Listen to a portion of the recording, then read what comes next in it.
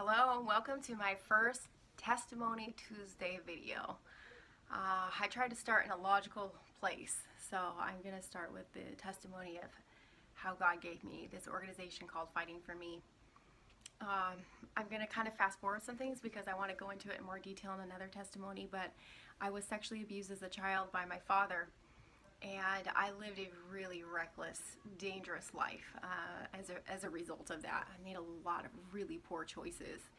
And in my 30s, I found myself in a new city with a new position, new job. I was a single mom of two little boys. They were ages 5 and 3. And I had really come to the end of myself. I had I had been divorced twice. I had many relationships that failed, and I really couldn't figure out how to get a hold of this thing called life. I was really good at superficial relationships, and I was always a good friend, but not the best person. I didn't make really good choices. And I just was tired. And I remember sitting on the couch of one of my coworkers, and oh my goodness, I didn't realize I was praying, but I just said out loud, you know, what is the point of all of this? And what I meant by that was, what is the point of this crazy backstory that I need to always explain when I meet people? You know, like why my parents aren't around, and why I'm on my own, and why I'm still not getting this whole life thing figured out. I just had so much I felt like to explain. So many things that I didn't even understand myself about me. And I was tired. And the next morning, I heard this voice. It was so clear. It was like nobody, I knew no one was in the room, but it was so loud, like in my head. This booming, deep voice that said, start a nonprofit. And I had no idea what that even was, which I know might be shocking for some of you, but I'll get to this in another testimony, but I was raised a Jehovah's Witness, and I can tell you public service is not something we were taught about. So I was learning that hospitals and schools and all these organizations that people put together and would raise money so that they could go out and help other people were these nonprofits. And it was now stirred in my spirit to start one. It was like literally a propane tank that is turned on, and it just whoosh. I mean, to this day it burns, and it burns hot. And it was impossible for me to ignore. My every waking moment was consumed with when I could go back to trying to put together this nonprofit. You know, what is it gonna do? How am I gonna help people? Who's gonna donate? How am I gonna put together a board of directors? What is it called? I had so many questions, far more questions than I had answers. But I was certain that this whole sexual abuse nightmare that I had lived through was going to be the catalyst for driving this nonprofit. I was pretty certain of that. And it was incredible, the things that how God just put different people in my path, and people that would come alongside me and help me and give me ideas and lift me up.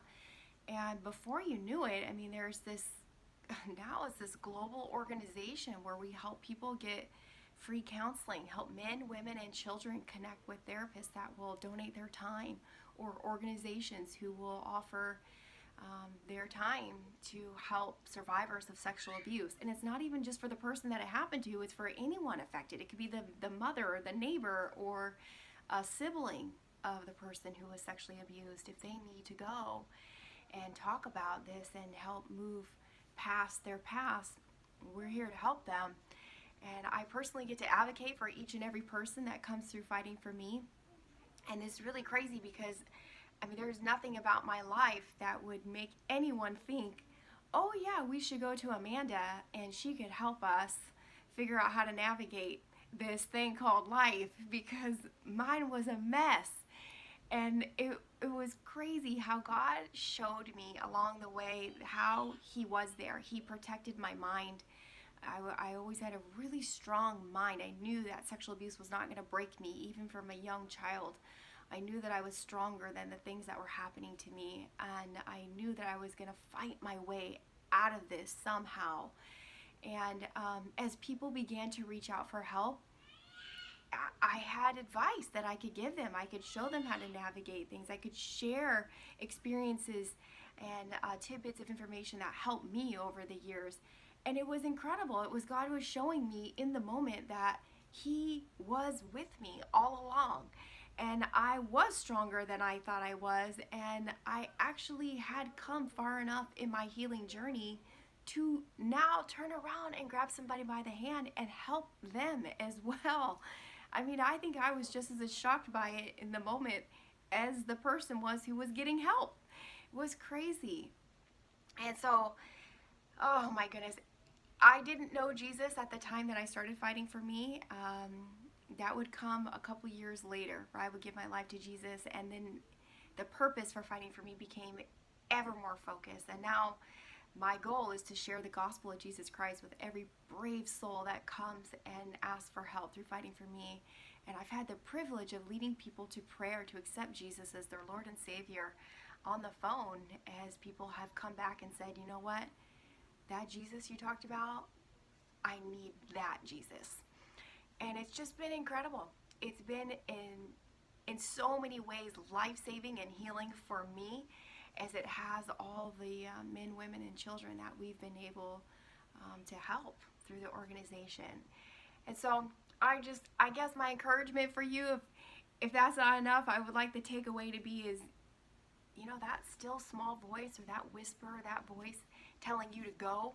As much as you feel that you're not qualified or that you don't know all the answers, God's grace is sufficient for you. And for this day, you don't need to know for tomorrow or the next year what you need to know. He's going to let you know each step right in front of you, where you need to go, what you need to do, and He'll send you the people that you need to help you get it done. Just go. Be like the prophet Isaiah. Say, here I am. Send me. All right, I hope this encourages you, and stay tuned for another Testimony Tuesday. Bye.